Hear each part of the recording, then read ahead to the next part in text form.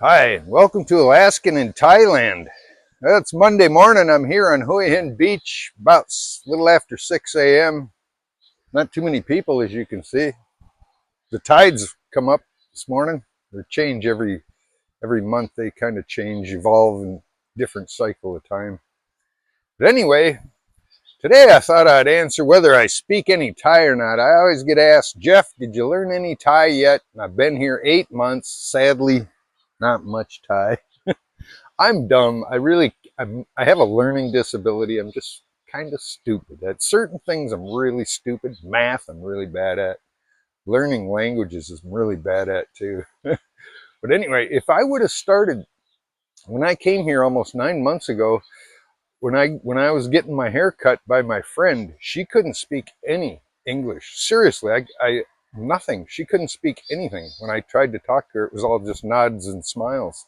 And now she speaks English. I can have small conversations with her, and we get our point. We can converse. Where are you going to go? Let's go. We still use the translator, but she learned it within the 9 months I've been here and speaks pretty good. She works at it on her translator.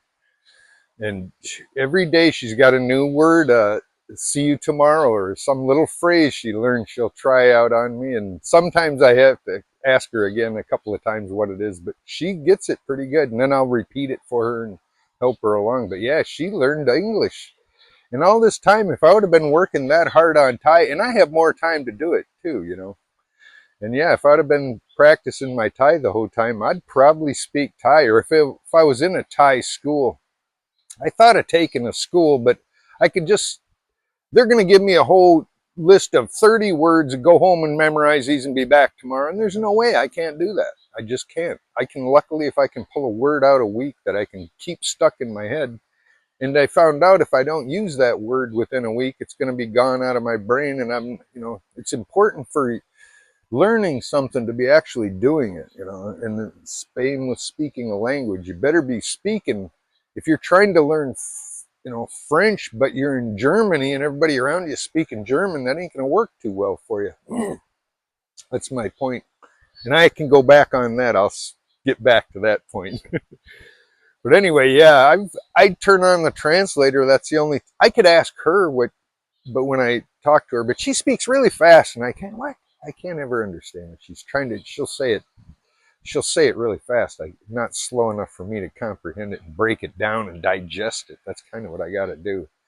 So I get on the Google Translate once in a while, and you can type in the word and it'll say it, in Thai and in English, so it works.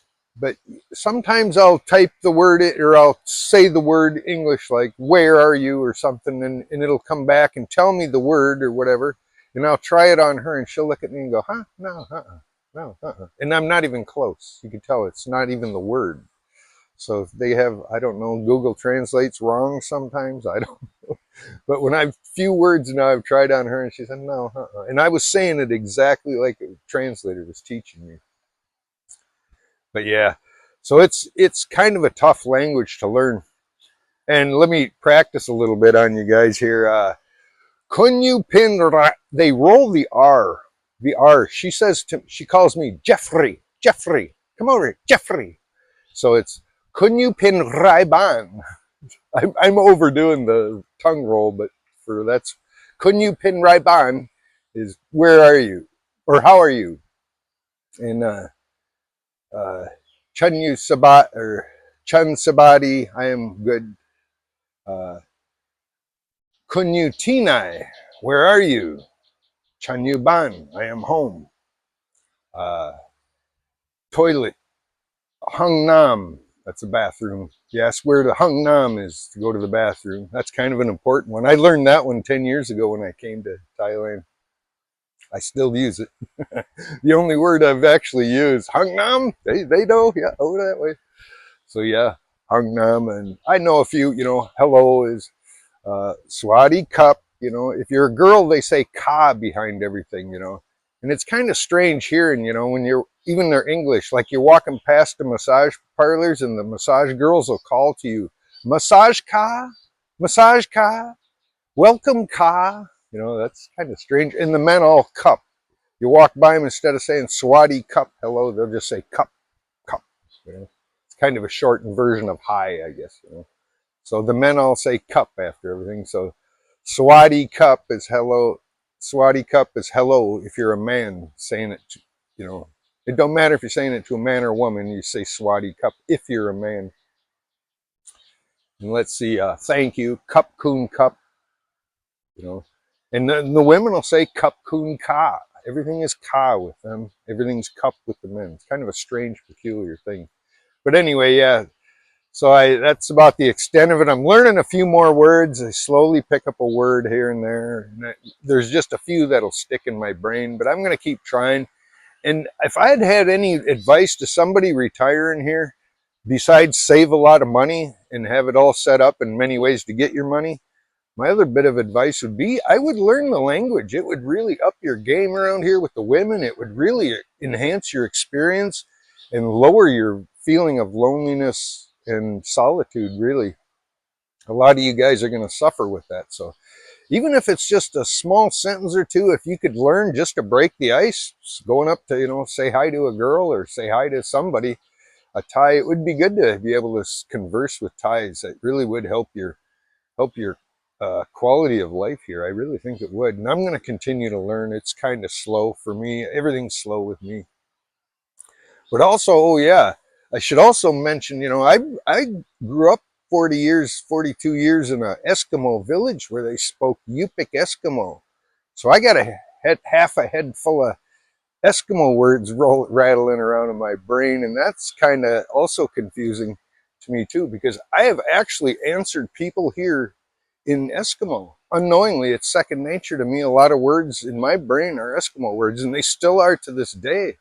A lot of things when I think of in Eskimo. It's just like I'll say when I'm just busy doing something, I'll talk. A Thai will be there doing something. I'll be thank you, you know, or something.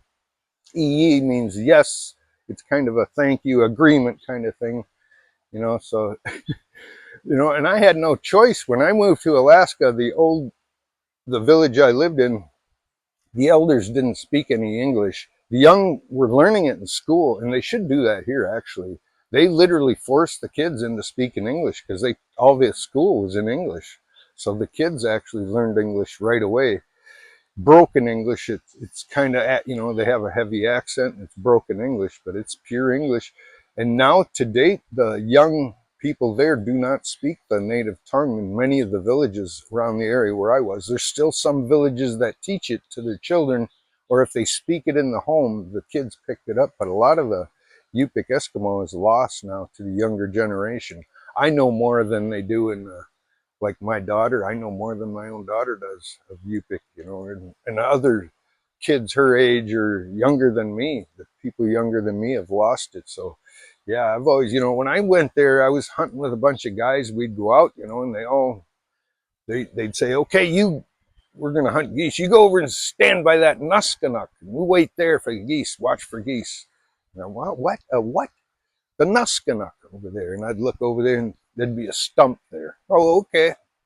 Go over and sit by the stump and hide behind it for when the geese come by. That was a nuskanuk. So I had to learn that word, and that word was the name of that. It wasn't a stump no longer for me for the rest of my life. That was a nuskanuk forever. And that's what I had to call it forever for the rest of my life there anyway. And I was forced to learn all the names of the towns. Excuse me. And the Yupik words are really hard to pronounce. You know, they use a guttural like that. I'm sure it don't sound good in the microphone, but that's what it is, like an actual hacking up a loogie. Just that is an Eskimo word. So there's towns around me: Imanak, Kotlik. Just there's a whole bunch of Amalfluk, Tuntatulia. They're just weird Eskimo names, and I had to know all these names in Alaska too. All these villages around me were named, had weird names, and even my friends had weird names, a Bayak, and just they had Eskimo names. So I had to learn it whether I wanted to or not. And that's still kind of stuck with me. I can't fully speak the language, but I can, you know, do small sentences and conversation, and I know the words of names of places, all the animals. I know all the animals and stuff. So anyway, I got off subject here, but yeah, my bean is half full of Eskimo words, and now I'm trying to integrate a bunch of Thai, which is actually going to be an easier language to learn, but you got to enunciate things just perfectly. Same with the Yupik Eskimo. You got to enunciate it just perfectly or it's totally wrong. You know, they'll be looking at you like, what, you know? If you say this is a tree, but if you say this is a twee, you see the twee, I'll know you mean that tree over there. But in Thai or Eskimo like that, you know, you either hit it nail on the head or it's totally wrong, you know. That's what I've seen so far. And Yupik is that way too, I know.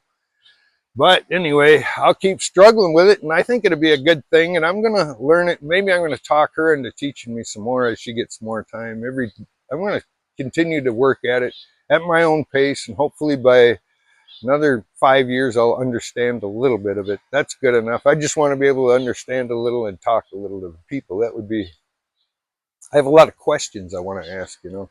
And my friend, she can't answer a lot of the things. She just blows it off and said, no, but I want to dig deeper. I think I can, you know, on all these questions. But anyway, you guys are coming here, you're going to find that's going to be one of your big barriers. You're not going to be used to not being able to speak your language, and it kind of hits you hard. You really bottle things up inside you, and you have to really go find someone to speak English with just to get it off your chest. And so like I say, learn a little Thai if you can before you get here even, so you can actually go up and break the ice with a local, and maybe they'll speak their broken English with you then, you know, if you show you got a little Thai, willing to, you know, compensate with some Thai where they don't understand. That might work out, you know, for both of you. But anyway, that's my rant for this morning. Need to learn more Thai, but I'm trying, and I'll get a little bit more as I go. Well, pretty dead beach this morning. I'll give you a look around before I shut her down.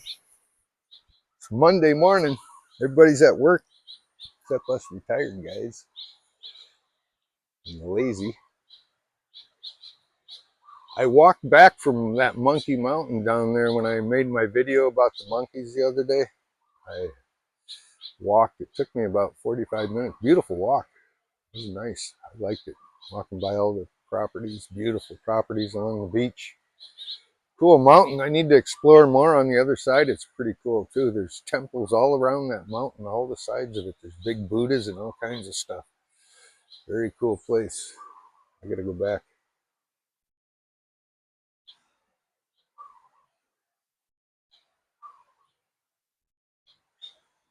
Water's up this morning.